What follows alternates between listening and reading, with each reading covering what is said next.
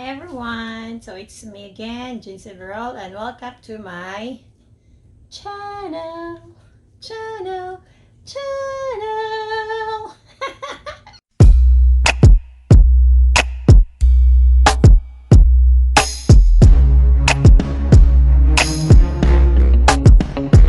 So for today's video I'll be sharing to you my simple recipe for a chocolate moist cupcake.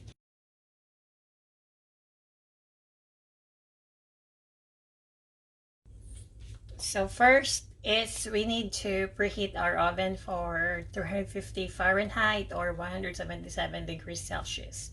And then next is i-layer muna natin ang ating cupcake liners. So for this recipe is we'll be having at least 12 to 14 cupcakes.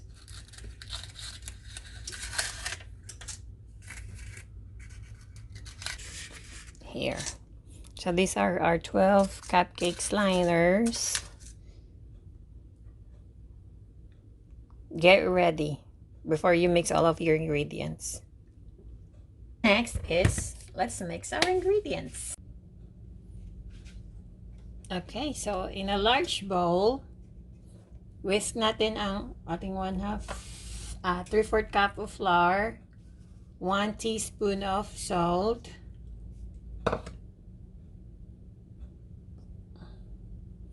and then our baking soda,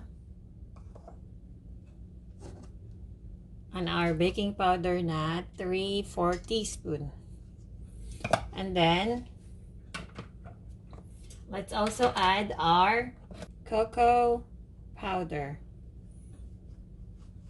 1/2 cup for cocoa powder.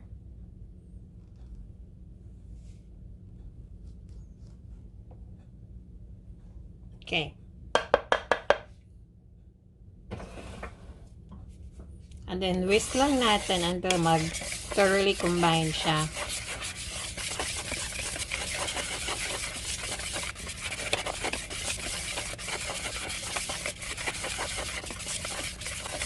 Okay. And then set aside natin to, and let's use a medium bowl. And then let's add our 2 eggs, 2 large eggs. Make sure room temperature yung egg natin.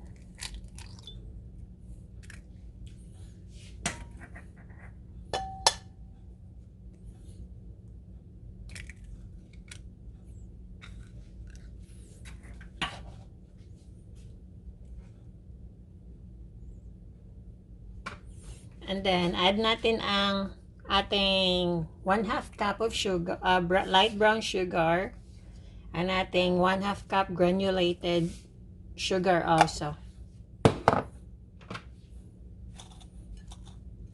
Mix natin siya.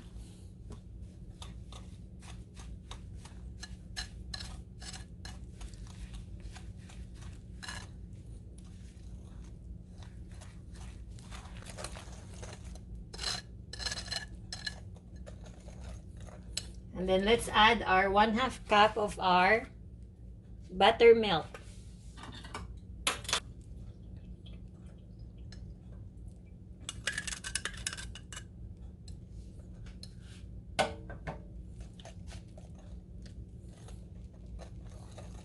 And then add natin ang ating 2 teaspoon of vanilla extract. 1 and 2. And the next is add natin ang ating vegetable oil or canola oil or even melted coconut oil. 1/3 cup for our oil.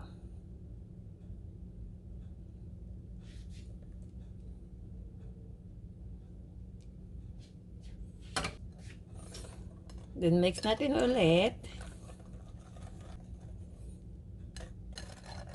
Okay, so after mixing is i-mix natin together ang ating dry ingredients at ang ating wet ingredients.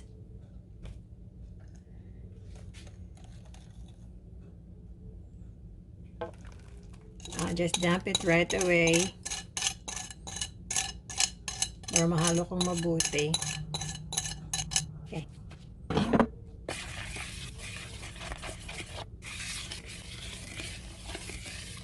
And then don't mix it fast para hindi siya maging watery ang ating batter.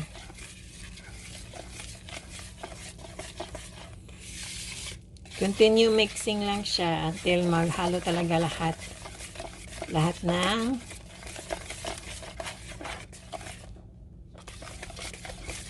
ingredients natin. Tapos since I want to make it more chocolatey, I'm going to add a chocolate milk.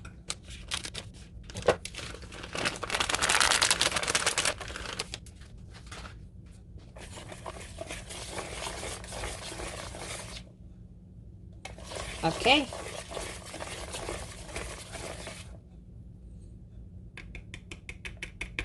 So, ready na ng ating butter. At ito transfer natin siya sa ating cupcake liners. Since wala akong pipe, guys, icing pipe, so ito yung ginawa ko.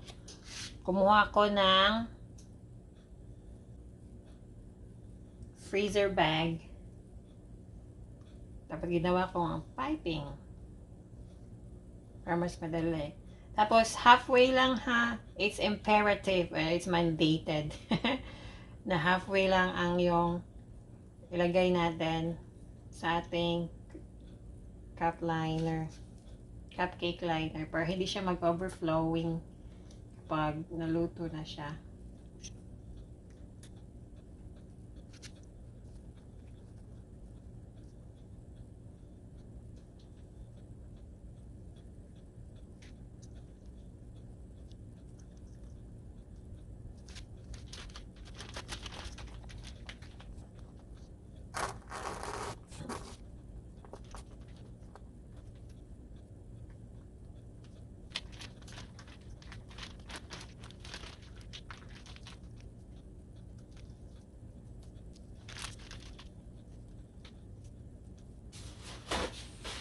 Linisin ko lang muna yung kalat para mas maganda siya tingnan. So, ito guys, ang ating cupcake. Tapos, i-transfer ko siya dito sa ating oven. Lutuin natin siya for 18 to 21 minutes. Okay, so after 18 minutes guys, check muna natin ha ang ating cupcake if luto na ba siya. Susukin natin ng ating toothpick. If sticky siya is hindi pa siya ready. If hindi siya sticky is ready na siya. Ow.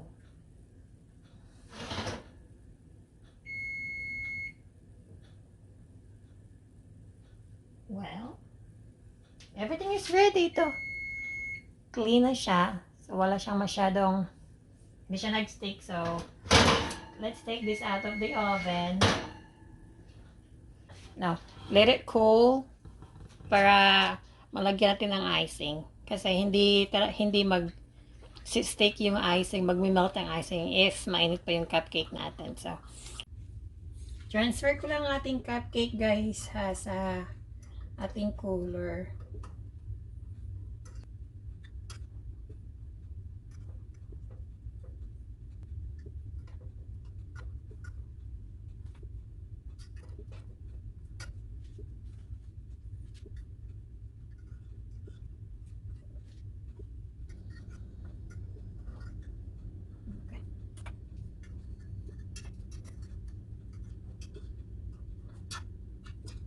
Okay. Here we go. So these are my cooked chocolate moist cupcake and waiting for them to cool down para malagay na natin ang ating chocolate frosting and ang ating ibang designs for Halloween. Okay. So, ngayon is maglalagay na tayo ng ating frosting.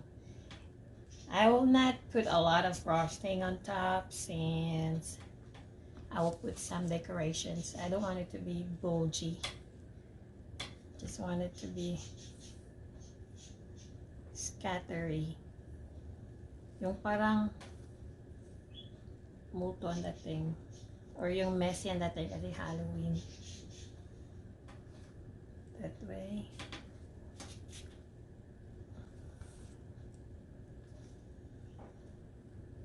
I did not use a pipe, guys, kasi wala akong pipe.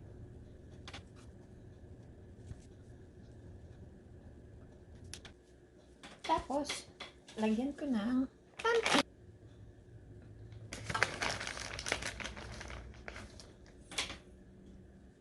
Because Halloween is more on pumpkin.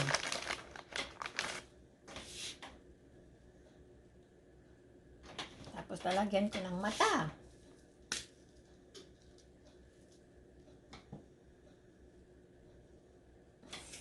First spooky talaga siya. Okay.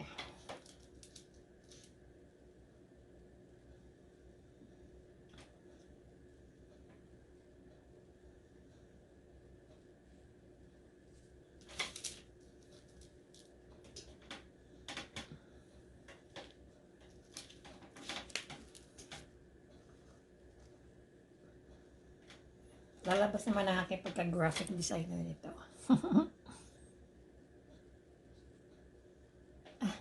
Okay na yan.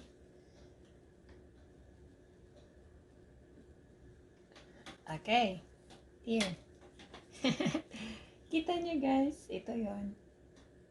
Tapos, ang next 3 natin is lalagyan natin ng vanilla icing.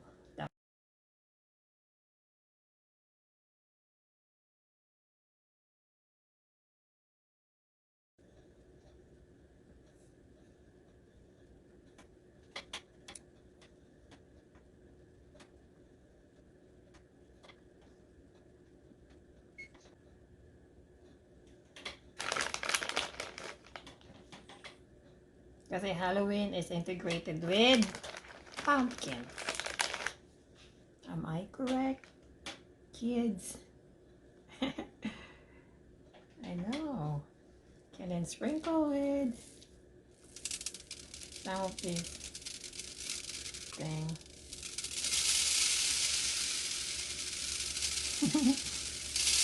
Oops!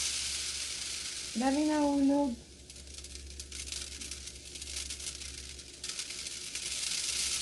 Okay. Here is my other design. I have to put this one, guys. This spider web thing. I'm hoping this. Okay. Ooh, look at that. That's cute.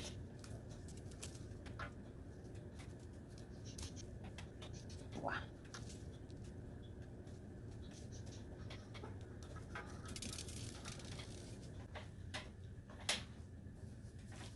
So, here you go, guys. My finished Halloween cupcakes.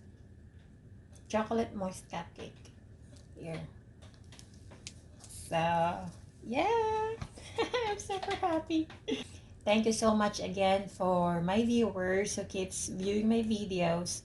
And thank you so much for my subscribers and soon-to-be subscribers. And thank you so much also for sharing this video. Again, bye-bye.